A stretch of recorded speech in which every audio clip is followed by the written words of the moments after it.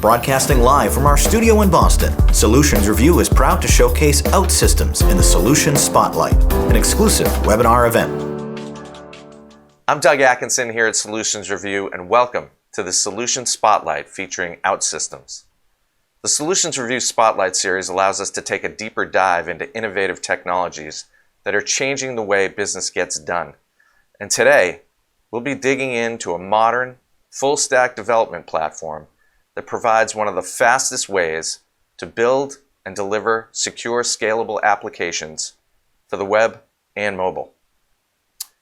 In the time that we've been covering this space, what we're seeing is, as the demand for applications continues to grow, developers need ways to deliver enterprise-grade apps quickly. The only problem is, building robust applications with traditional tools is often time-consuming and can lead to app delivery delays. OutSystems is a solution for that challenge.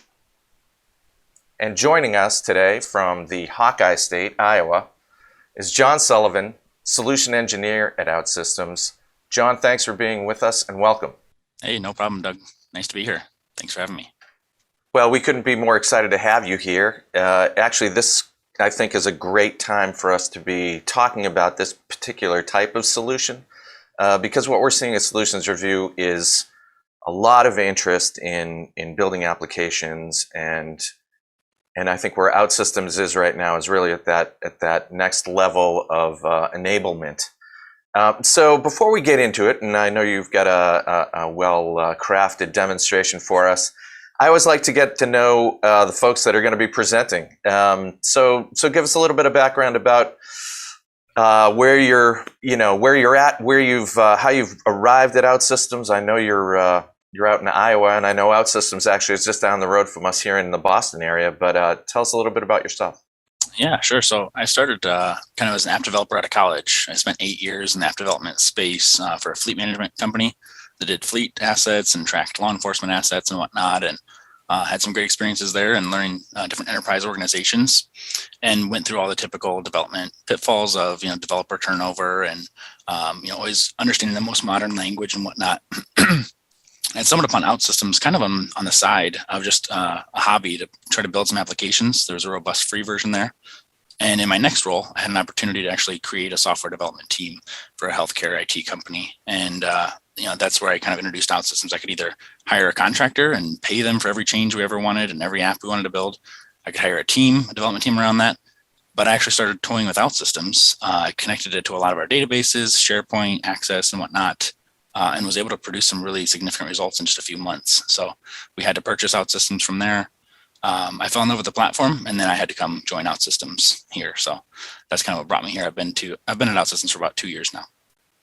Outstanding. That's actually always nice to hear that that somebody who was a user is now working for the company itself. Tell us a little bit about what you're going to walk through. I know you've got about a 30-minute demo, and I know you're going to show us a lot of really interesting things. Tell us a little bit about what we expect to see. Yeah, so I'm really going to dig into the meat of the platform, I would say. It's going to be more technical focused, as a developer would develop applications, but show you some of those shortcuts along the way. It's an enterprise development tool, so there's warnings for scalability, for security. Junior developers can be successful in the platform, but also senior developers, it makes sense to them as well because it follows traditional programming paradigms. So we'll walk through just building a sample app and just kind of showing some of the features. Excellent. Well, I'm going to step aside and let you have at it. I know we've got about 30 minutes for the demonstration, and then what we'll do is I'll jump back in and we'll go through some questions if we have some from the audience, or certainly there are going to be some questions that I have, and we'll wrap it up from there. So why don't you take it away? Sounds great. I wanted to start with a slide to frame the platform and how it enables you to build apps fast, right, and for the future. And first, I think it's important to note OutSystems is full stack, so you can affect all layers of your development. That means you can build nice-looking UI components, hook those up to more complex logic and actions, methods, events. You can build, control, and monitor automated business processes, such as approval routing or data migrations that happen behind the scenes. You can store everything in the OutSystems database as well, or any external database that you have, SQL, NoSQL, DB2, they're all supported. and push and pull data to APIs for data storage as well. And speaking of those APIs, you can integrate and extend the platform with these as well. You can consume, expose data through API methods. There are also thousands of pre-built connectors and sample apps available in our OutSystems Forge. For example, you could build your own custom API call to something like Google Maps, or you could simply download the Forge component, pass in an API key and an address, and you're off and running. All of our components in the Forge are open source, so you can modify them to your needs as well. But if you do get stuck in, besides our default actions, our Forge components, you can even write your own CSS, HTML, JavaScript, .NET code directly in the platform for the most unique tasks that you need to accomplish. The platform doesn't stop with just building your apps quickly as well. You can deploy quickly and affect the entire DevOps process. It's really built in to the platform. You can publish to dev, test, and then production with ease, enable CI and CD, integrate with third-party tools like Azure, DevOps, and Jenkins if you prefer as well. You don't have to use the built-in methods, but you can monitor it all in your administration console and govern developers and end users in unlimited ways. So end-to-end OutSystems platform enables you to build modern enterprise-grade applications and experiences much faster than traditional code, and really with the greatest amount of flexibility through accelerators or even custom code when absolutely necessary. So now I'll go into the demo of the application on what it's like in the day of a day in the life of a developer. This is Service Studio, our IDE, where you can develop and deploy your applications. So the first thing I'm going to do is create a new application from scratch. And on that note, you could create an app from an app if you'd like to show you more of an enterprise grade best practices built in. And maybe we'll go to that here in just a bit. First, I'm going to go from scratch here, and you can decide which direction you want to run. You can go to just a reactive web app, which I'm going to do today, or you could point it more towards a phone app. The nice thing is you can actually share resources between these. So you can share data, obviously, but even logic elements and even UI elements between both of your types of apps. We just want you to pick a direction so that you can use offline syncing and some push notifications and other built-in functions on the phone app that are not necessarily needed on the reactive app if we go that route. But you can share resources, like I said. I'm going to upload an icon as well, just to get my CSS kicked off to the right color that I want.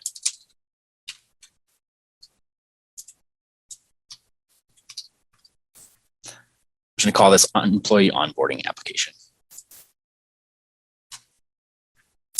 When I create an application in OutSystems, it's really like a folder of modules. So I could have several modules down here. This first one, I'm going to create really a reactive app, but I could create service modules, libraries, extensions, and whatnot to affect different layers of the application if I want. In this case, I'm going to create a module with the same name as my application to get started quickly. When I go ahead and create that application, it creates a shell of an application that's ready to be built and published. So it has things like a login screen mechanism built in, some default roles based off of what my username as a developer is to get into the platform. But giving you a quick tour of our IDE, which our IDE is available on Windows or Mac, keep in mind. There's also different preferences that you can show and hide different things. One of the favorite preferences out there is our dark mode, which you could definitely toggle that on or off if you'd like as well. But your toolbox is going to be on the left, your canvas in the middle, and some navigation on the right. So in this case, I want to build an employee onboarding app. I'm going to start with just an employee data table. So in our data tab here, you have access to different databases that are inherited into this application. By default, we have a system database, which tracks things like users. We have some charts and UI components, which have some different labeling that are brought in by default. But if you had other databases externally that you hooked up here, they would show up here as well for you to access those data elements. In our case, we're just going to build from scratch an employee table. So this will actually create a SQL table for employees and with a primary key as well. It also has the create, read, update, delete operations that I can drag into my flows as needed in a visual way. I can control the indexes that I want to. As I create more and more keys in here, it will create automated indexes for me. So I'll just create a first name, and there's some shortcuts too. If I was trying to hit Control N, I can do last name.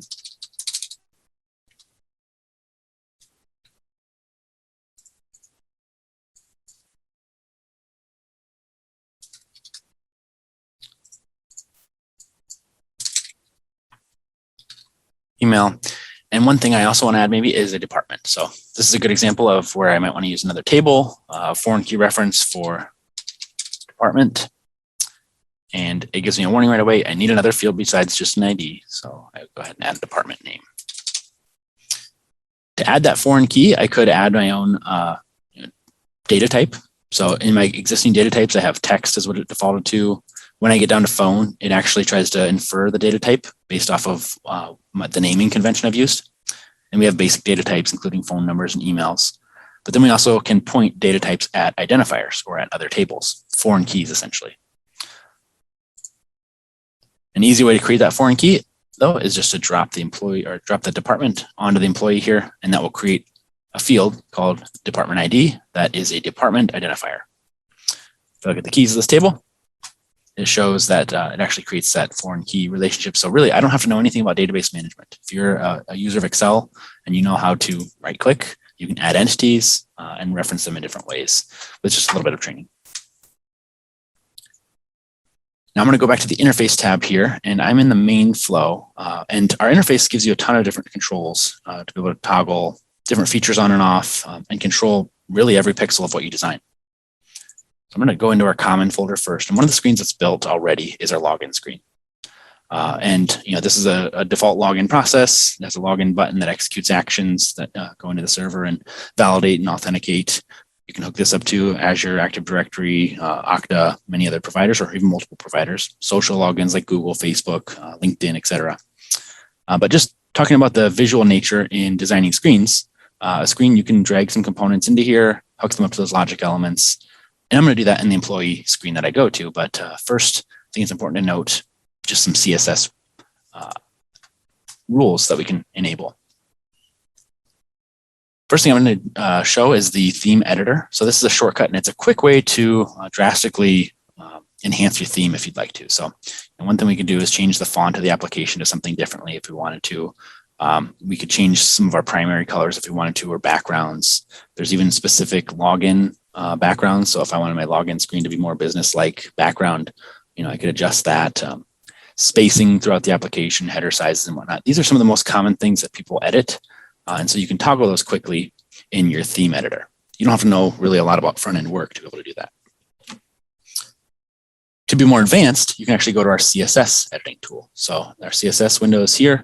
And this is also available if I were to click on the app itself and go down to my theme. I could double click to open it up that way.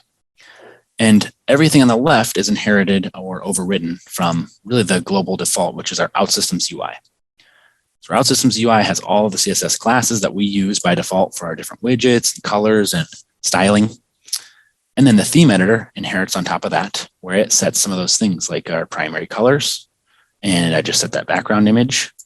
So that will inherit that and override as we move leftward. Further left, this is the first place I can start editing things. So if I wanted to go and take a certain style, I could copy that and paste it into here and overwrite it with the CSS that I want to, whether it's visual in nature, kind of a WYSIWYG editor here, or I could just type it in directly as well. And then also the login screen. If I wanted to inherit the login screen CSS, I could do that here, override it. Maybe I have something specific, a class I want for this screen to do something differently than others. So that's a little bit about CSS manipulation. And I've just showed you the login screen is all. I'm going to go to the main flow, and these flows are essentially folders of screens. To create a screen, there's several different options you have. One of my favorite ways is to just drag and drop onto the screen here, onto the canvas. So in our main flow, I've dragged the employee table. And what this will do by default is create two screens for me, a list and a detail screen. So this is one of the monotonous things developers do to give access to end users to be able to affect employees, search them, update them in a form. And we create this for you very quickly because we recognize that it's something that could use some acceleration. Just because it's accelerated doesn't mean that you don't have control. You have full control of what's on this screen. You can design it in any way, shape, or form possible and affect every pixel of that. As I start understanding the layout of the screen and what widgets are available and whatnot, a lot of these things you'll see are defaulted for me in best practice. And to show you that on where we're at currently, this is our employees screen. it recognized from our data table that we have a first name, last name, phone, email, and I could have several other fields that I could drop into this table if I want to. It also created headers in this table with sorting that are going to be used to sort our list of records. Pagination for best practice, so we don't load too many and have a long load time as well that you can affect. A search control that will filter this table, and add new that will add a new employee record. So all that is built into this screen by default. All I did was drag and drop that onto our canvas. So it's a quick tool to accelerate that. But again, I could go and affect any of this that I want to. And I just think it's important to note that this header, for example, all we did is type text into there because there are placeholders throughout the screen for different types of elements.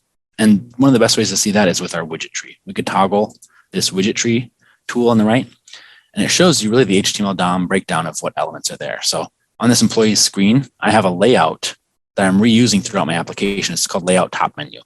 And it has placeholders for title, where I put the employee list, and actions, where I have these buttons, and main content, where that table is stored.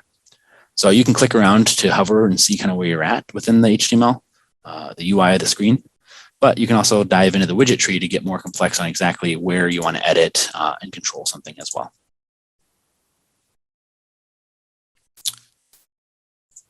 Regarding development of the UI, there's really only 3 things that you have to understand to develop in here, and I'll show you those.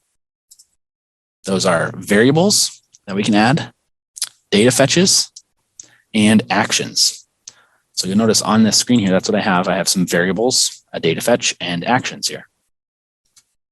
Oh, I think that's important is because you can get more complex with the UI widgets that you drop into there, but all UI widgets are essentially going to be hooked up to variables or data and have actions run against them. So a good example is I could have created this myself. I could drag an input into here. I could hook that input into a search keyword variable. That search keyword variable, will store that value. It runs an onChange event that runs our onSearch event. And this takes you into our visual designer. So this is how our logic is executed. There's a table or a toolkit on the left that changes based off of where I'm at. And it's a very simple onSearch method here that we're running. But if you wanted to have decision trees in there, you could drag in if statements into the flow. Or if you wanted to drag in conditions, for loops, more complex logic, global functions or methods that do very complex things, you can see how it could get a lot more complex. We'll talk about that in a bit. But essentially, this is just refreshing my get employees data fetch. The get employees data fetch is really just a SQL select statement if you're technical, or it's really just selecting your data if you're not that technical. We need to understand and fetch the list of employees that we're going to show on that screen. And we do that by adding a data fetch. The data fetch has to have a source. We could add additional sources like department because we want to gather department details. A join is automatically added for us. Which basically enables us to get fields from the department table, like the department name or address or things like that. There's filters already built in, and our expression editor window lets you always, this is a unique window throughout the application that lets you access variables within scope. So if I wanted to set up a custom filter here, this is essentially saying search keyword is blank, show everything, or my search keyword is set to the first name, like the first name in SQL. But I could choose other variables and elements and global functions that I want to use within this. This pop-up window is the same regardless of what type of variable you're editing throughout the software, which makes user adoption very easy in the back end here.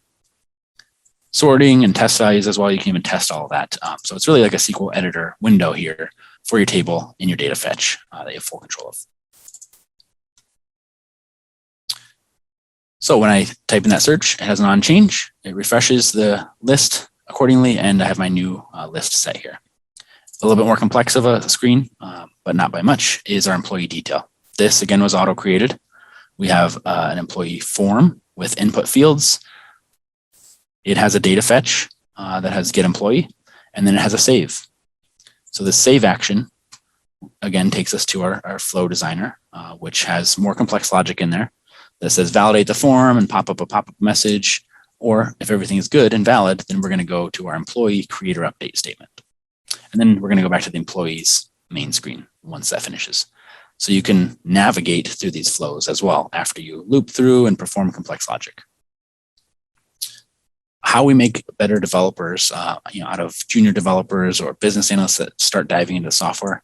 You might think when you're building a flow like this that the create or update employee action or create employee action might be best used to save to our employee table. And you'd be right. You could hook that up to the employee source current, and you could affect the employee database and build into that.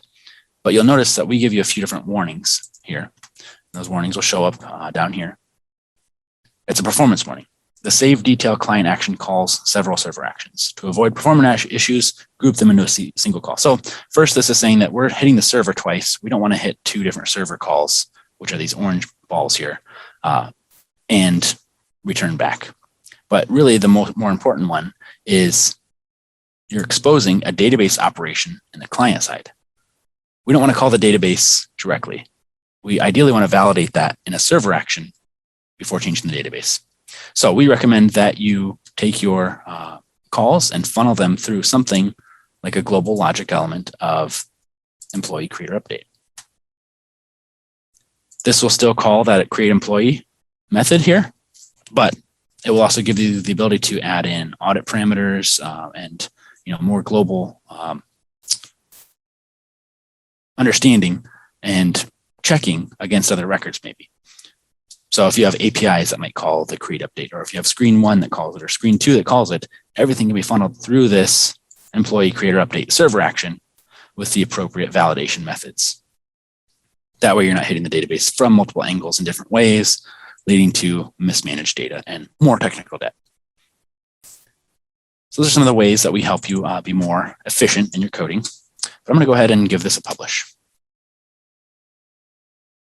When I hit that one-click publish button up here, several things happen. It stores a new version onto your cloud. It has version control, so I could revert and roll back. I could merge with other developers' code if I wanted to, understand the changes and pick those apart. It also compiles and updates the database scripts. So if I added a new database table, if I altered different elements of the database, it would execute those on my database server, and it would deploy it to IIS so that we're ready to view it. If I go and open this in the browser, you'll notice here's my login screen that I've edited, and I can log straight in to start adding employees and start managing them. John Doe and save. So this is an extremely simple application that we've built from scratch here, but it gives you the best breed of a menu item with a link to our lists, a detail to go into the employee detail. And from there, really, it's about adding more and more complex logic. So this is an end-to-end application similar to a Hello World app, but it is powerful. If I search by D versus J, it would only return what it's supposed to, and it's built with best practice in mind. And I spent a lot more time explaining that than I actually did developing. I just really created the table structure that I wanted to and dropped it onto our main flow to get things created. It's important to note that you can import from Excel or from other database sources. You can also create those screens from database tables that are in external systems, and all of that can help you create your apps quickly and effectively.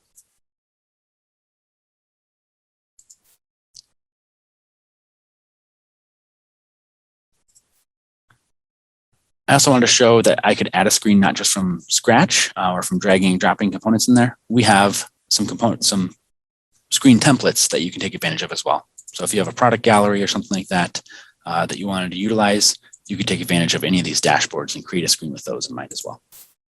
Now that's an app from scratch. And again, you can get a lot more complex with the UI, logic, and data that we add to it. But if we were to go and create an app from an existing app or from a template, we have a few different options available. And these are always changing, but they serve as an example to show you how more of an enterprise type application is built. Whether it's case management, order management and tracking, issue tracking. I've already created an issue tracker app that I'm going to open up here. And we have the ability to go in and dive in and just kind of see how it works. So in this case, there's several different modules in there. There's a service module that keeps track of the database and calls. There's a UI module and other layers to affect different components, our library layer and another unique component here. But our main application is the issue tracker that shows the UI. This is our default one. And I can go open this in the browser in a minute as well. It's broken down into more complex UI flows, more complex fields, and we can render different things in a lot of different ways. So this shows you a more complex app, and in the browser, just giving you a preview of this. This is an example of some tickets. Now, I'm logged in as myself, but if I log out, we also have a pre-built login with different types of roles so that you could test those out if you build an app from one of our enterprise apps too. Andrea McCarthy is a supervisor, and so she can see her tickets, which she does have some, or her support team, or certain employees on certain days as well. But it just shows you an example of a more complex application showing dashboard, tickets, create a custom ticket with different pop-ups of whatnot. And you can understand and utilize these. So you could take these to build your use case if you'd like to. If there's other use cases that you have that you'd like to see, please let us know as well. And we'd be happy to build some other enterprise grade starter apps for you. But it's great because it gives you the ability to start from a use case and tweak it to your design. Another thing I wanted to show is once you have your applications developed and published, deployed into development, maybe even pushed into test, before you deploy to production, you might want to manage how everything is deployed, integrated, and whatnot. One of the things we can do to integrate across your ecosystem, and the way we control that is by pressing that settings wheel, which takes you to your cloud URL/Service Center. And Service Center essentially is your administration console for all of your applications where you can see them, see your module versioning and whatnot, monitor any issues that you've been having in the platform, whether it's web requests, processes, timers. You can administer your different databases, set those up in database connections, and keep track of all your different analytics as well. To dive into some deeper analytics and really our development pipeline, I'm going to go to Lifetime. So Lifetime is where we actually can deploy from whatever servers we have. In this case, I just have a development and production servers. But I can take any of the apps that I have and just click this deploy button to publish from development into production. This will allow me to create a deployment plan. It will also check other applications that are referenced by mine. So if I'm using one library in 5 different apps and I publish that library, it will let me know that these 4 other apps, might depend on that as I try to take them forward into dev, from dev to production. Lifetime also tracks user feedback. So in one of my apps that I've developed here, I have a little button that I've enabled. This is built into the platform already. You just turn this on for the apps that you'd like. And I can click here to enter feedback. So I could say that, or my users could say that the search control is not working, or I need to be able to search by something. Me, Andrea McCarthy, in this case, if I'm logged in, I can submit that, or any user that you allow can submit those things. And one of the hardest parts about troubleshooting development is what was their browser resolution? What record were they on? What date did this happen? All that kind of stuff. And if I go back to my applications, we have the ability to go into our feedback, and I can see the latest feedback. So I can see the browser that she was on. I can see the operating system. I can see the record, and I can see a screenshot of really what took place here on the screen as well. It won't have every image and whatnot, but it'll be a good indication of exactly what happened in this feedback tool. So now I can take this through our development ecosystem and fix the bug that was reported or prioritize.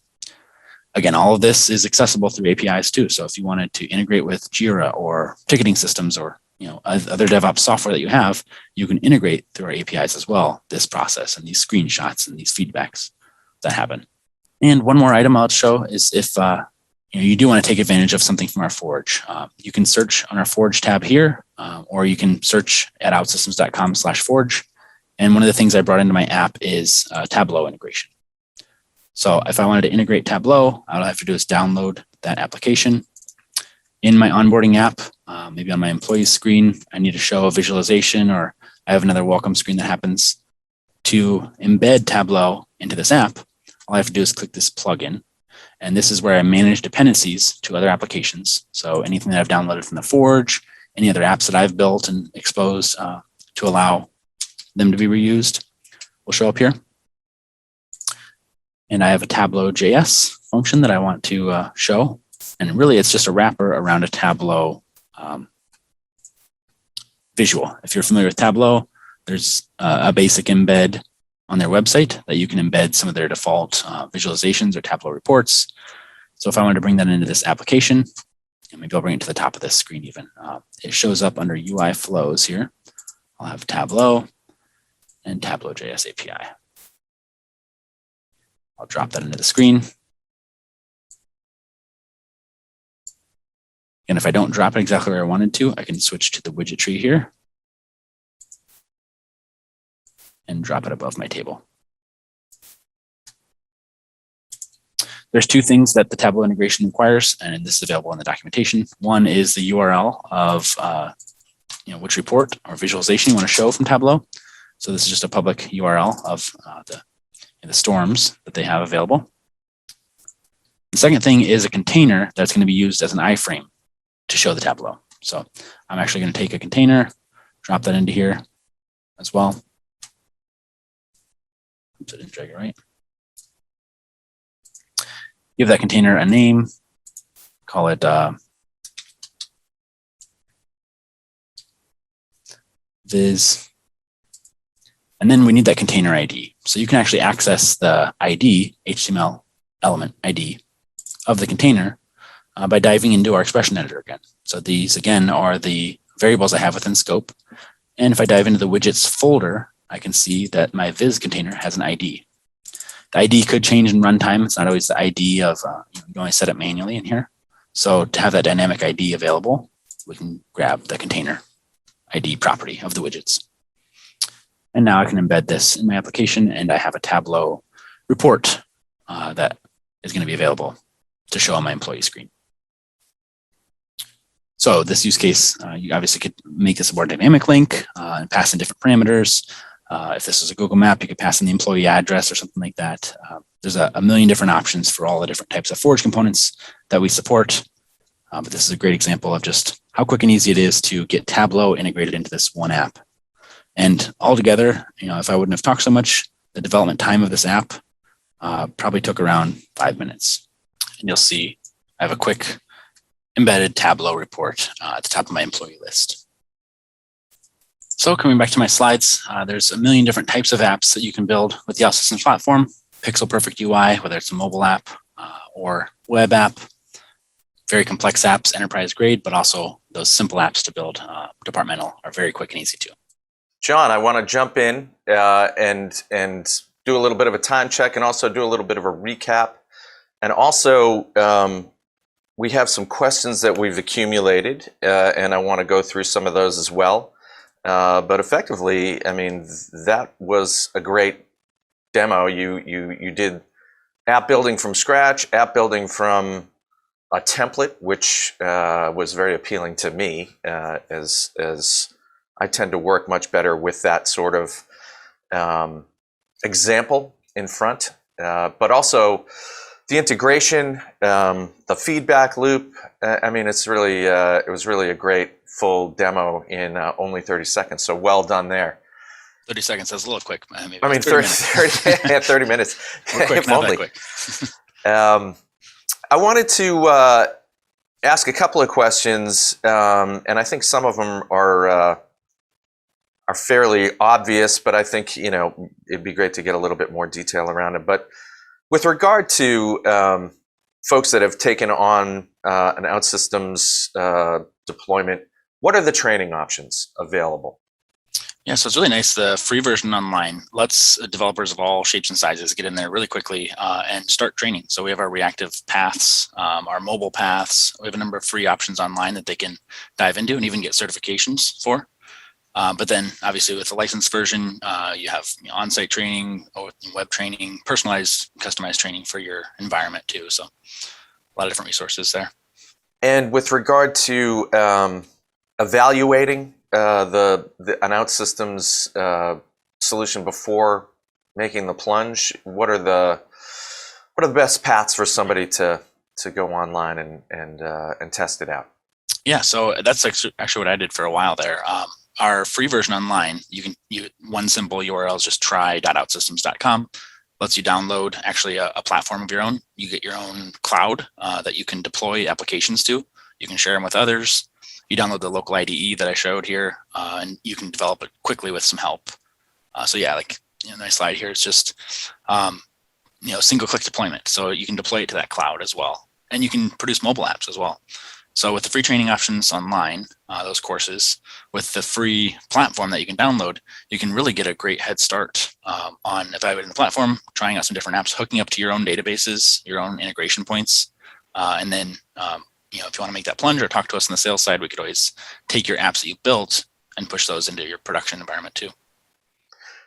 So have some questions coming in from our audience. One, I know you showed the Tableau integration. Does OutSystems connect to other data tools? Yeah, at outsystems.com/forge. That's actually our open source repository where we have a community of developers. I think there's about 500,000 around the globe now using OutSystems. Besides OutSystems support components, other developers are always testing, the newest, latest integrations with, I feel like AWS and Azure always have something coming out every day, some new type of connector or AI tool or whatnot. So they're kind of building those sometimes faster than we are. Our tools, our integrations are a little bit more vetted, but you have both options. So the Forge is a great repository to have those quick connectors, but then you can also use your own API calls, your own JavaScript methods if you'd like to integrate with a ton of different things. And another question, which I think we touched a little bit on, but maybe a slightly different slant. Does OutSystems offer implementation services? I guess, do you help folks with developing apps? Yeah, so we have professional services, and we also have partners that help develop too. And you can imagine with a platform like ours, you can build just about anything on it. So we have lots of different types of customers around the globe building complex online banking platforms with people, doing online banking transactions, millions of users, down to some smaller apps, departmental apps in some cases, and we can really scale anywhere in between. So it's customized for the customer, what they want, what makes sense for their situation, but we can go fast or slow depending on the need. Well, and again, it's near and dear to my heart to work with something that somebody's already developed. The idea of working with templates, I enjoyed that part. Tell me a little bit about where they come from and the breadth of templates available. Yeah, I think originally when we created the platform 20 years ago, we just wanted to accelerate some of the development cycles, create some of those shortcuts. And there's been hundreds of players that come into the low-code world, over the last 20 years. And so a lot of them have some templates to get started and get created, creating applications fast. So we included those templates on our side as well to get you started. But really our differentiator is, you can take those and not just have a fast way to generate an app like I showed with that login screen, but then dive into the deep level CSS or dive into your own JavaScript functions as needed. Create the exact pixel perfect UI and UX that your applications need. Well, interesting. This whole space, the buzz phrase is low code, no code. How does this differ? This is effectively low code. How does it differ from no code? Yeah, and we almost sometimes don't even like calling ourselves low code, in that there's just so many options out there. And like I mentioned, there's so many players in that game. It's hard, I think, for people to evaluate across all of them. So no code is typically where developers that don't have development experience can come in, they tweak a couple options, click a couple buttons, and can get some applications hooked up. With that, you're limited in what you can control, what you can actually do. Sometimes you're very quick in getting some things created, but they're not very robust. So low code gives you more tools available to you. And I'd say OutSystems gives you the most in how you can affect, like I mentioned, every pixel and every element of what you create. And not just on the application side, but the deployment side and integration side and DevOps experience too. That's all built into the platform. So it gives a great shortcut for whatever you're doing in the software development lifecycle. I agree. Folks are asking about integration. Can you share a bit more information on the kinds of integration opportunities OutSystems has available? Yeah, so we can connect natively to many different SQL databases, DB2 even, MySQL, Microsoft SQL, Oracle, and then you can create your own REST API calls, whether you want to connect to an endpoint out there in the world, or you want to expose your own REST API data with appropriate authentication in secure ways. I mean, there's a ton of different options you have and how you want to integrate. And with regard to your own experience, so you're a developer. I'm curious, as you first got to know the OutSystems platform, what was one or two of the features or functions that you thought really kind of sealed the deal for you? I think it was the ability to not hit a wall. I was looking for a wall that I was going to hit at some point. I knew that there was going to be, okay, OutSystems can't do this. And through searching in the forums and whatnot over the last 20 years, the developers that are out there and experiencing the platform have run into my issues that I've run into before. So as a developer, you're always looking for the latest JavaScript framework or something as simple as like an upload tool. When you're uploading documents, an end user needs to upload documents, maybe route them through an approval process. There's upload widgets in the platform, but then you might need to take it a step further. And that's where OutSystems allows you to, okay, these are large files. Maybe you want to chunk them. Maybe you want to send them to another Amazon S3 server or something to parse documents better, send them through an AI processor to pull the text out of there. You're not stuck with just kind of the basic connectors. So I think that's really what attracted me. There was quick ways to get started, but then you could dive in and not ever get stuck in what you wanted to accomplish. So you're probably talking to a lot of customers, a lot of prospects. I'm always curious about people's journeys and where in organizations you find interest, traction. Who are the folks that you're engaging with in kind of the beginning stages of considering OutSystems? And also, what should companies be thinking about in terms of coming to those sorts of conversations well prepared? Yeah, in my particular role, so I'm part of a team that was kind of a get dirty team, start with the new free version, the developers that are out there, really expose the platform and help them get their first small win. So I connect to users every day that are really just trying to understand the software. They're developers that are experienced in some of their language. And I was one of those, but a lot of developers are very skeptical of the platform. They think it's some tool that's going to, reduce the ability they have to connect to appropriate pieces and develop in their ways that they're used to developing over the last how many years. But then when you actually need to produce something, when you have a use case and you try in our free version and, we can help you accelerate that process, those developers say, wow, okay, this is 10 times faster than what I can normally do. If that's it for this simple use case, I could take this throughout the enterprise or throughout the ecosystem of apps. And that's some of the stories we've created on the sales side to allow business leaders to understand that proactive changes they can make to make development cycles faster. We have I'm sorry, go ahead. Oh, no, go ahead. Keep going. Yeah. We created a website just for that. It's called stoptechdebt.com, where we have a report on there where we interviewed lots of companies around the world. And, some of the most common problems, like I mentioned earlier, developer turnover, creating those hijacked code, just something quick to solve the problem and never going back to it. There's so much tech debt out there. OutSystems helps you with that because, we're the platform of the future. What you create in OutSystems, you can utilize in the next language. We just compile to, today it's React and .NET, but tomorrow it's going to be something different. And 5 years from now, it's going to be something different. Your code will stay the same. You don't have to hire and train new developers and bring other developers up to speed on different languages. The platform centralizes your development knowledge, which is really key to the tech debt journey. Well, and I know you have lots of customers. I want to say it was over 1,500. I'm curious about life cycle after they've decided on OutSystems. Are you seeing that kind of awakening within the development teams where they realize they can do more than what they initially thought they were trying to do? Maybe they come with a project, but are they kind of sticking around and starting to do other projects beyond that and using OutSystems for those?